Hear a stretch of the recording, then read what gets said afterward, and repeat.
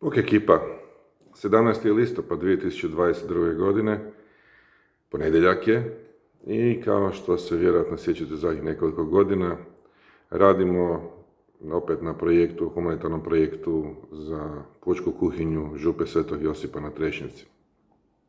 Ove godine je mrvicu drukčije, jer je čovjek koji je vodio cijelu priču i koji je ekstremno angažiran oko cijelog projekta, operirao kuk.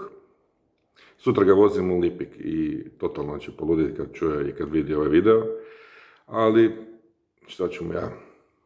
Naime, u zadnjih nekoliko mjeseci jako često razmišljamo o ljudima koji brinu o drugim ljudima i koji su stalno suočeni sa mogućnosti da se njima nešto desi i da neće biti više u mogućnosti ispunjavati svoje obaveze i biti tu za druge. I to se naravno dogodi prije ili kasnije. Zato mi moramo biti tu za te ljude. Da skratim ovu cijelu melodramatičnu priču, Saša sutra ide u Lipik na 21 dan. I kao počast ili kao zahvalu za sav njegov trud i za svoj njegov angažman i brigu i čisto da lakše podnese svojih 21 dana rehabilitaciju u najboljim toplicama u Hrvatskoj, odlučio sam pokrenuti jednu akciju koja se zove 100 km za Sašu.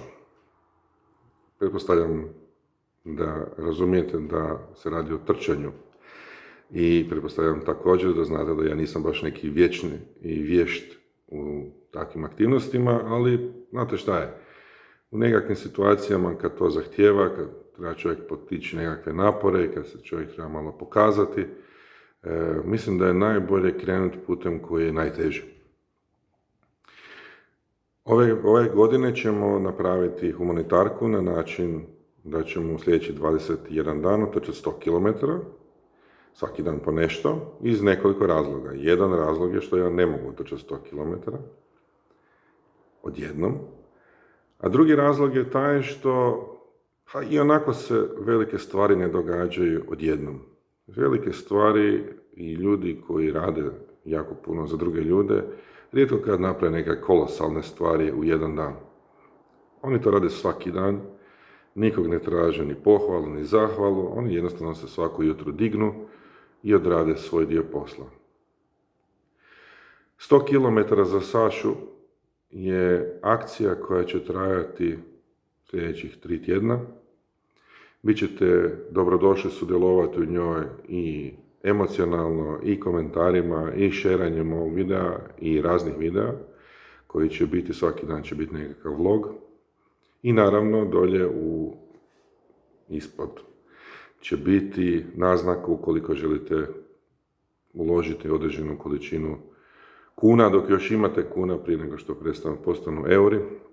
Ne treba puno, pretprošle godine smo napravili ogromnu akciju, skupili smo za 10 dana smo skupili nekakvih 2000 eura.